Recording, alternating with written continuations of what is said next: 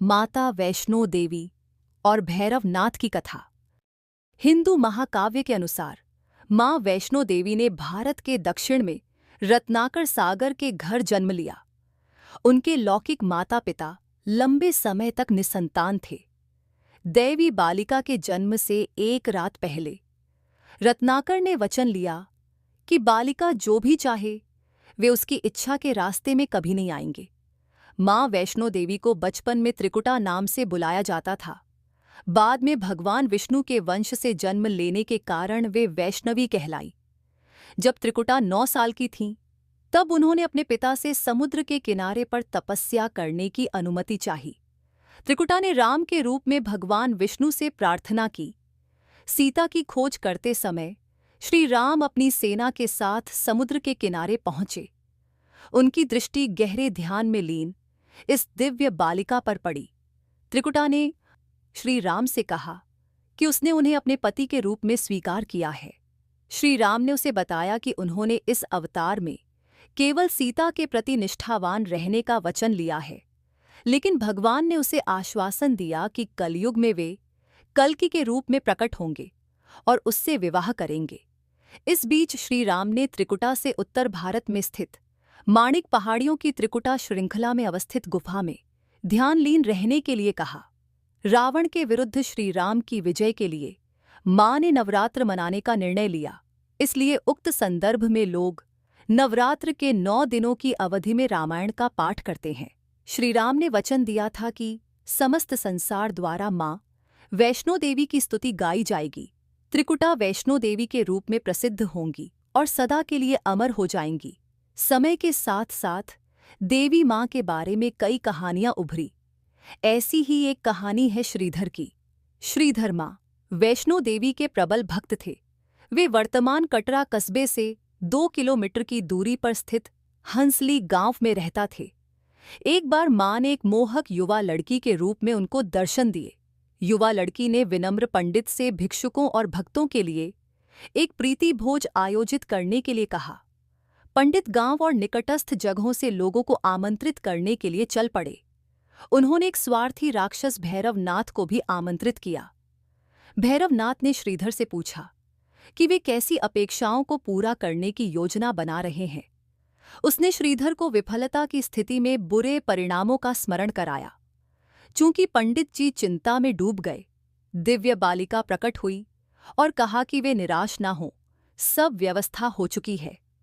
उन्होंने कहा कि 360 से अधिक श्रद्धालुओं को छोटी सी कुटिया में बिठा सकते हो। उनके कहे अनुसार ही भंडारा में अतिरिक्त भोजन और बैठने की व्यवस्था के साथ निर्विघ्न आयोजन संपन्न हुआ। भैरवनाथ ने स्वीकार किया कि बालिका में अलौकिक शक्तियां थीं और आगे बालिका की परीक्षा लेने का निर्णय लिया। उसने त्रिकुटा पहाड़ियों तक उस दिव्य बालिका का पीछा किया। 9 महीनों तक भैरवनाथ उस रहस्यमय बालिका को ढूंढता रहा, जिसे वह देवी मां का अवतार मानता था। भैरव से दूर भागते हुए देवी ने पृथ्वी पर एक बाण चलाया, जिससे पानी फूटकर बाहर निकला। यही नदी बाणगंगा के रूप में जानी जाती है।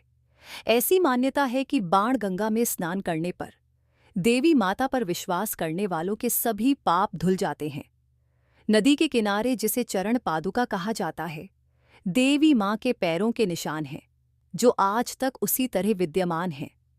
इसके बाद वैष्णो देवी ने अर्धकुंवारी के पास गर्भजून में शरण ली, जहां वे 9 महीनों तक ध्यान मग्न रहीं और आध्यात्मिक ज्ञान और शक्तियां प्राप्त कीं।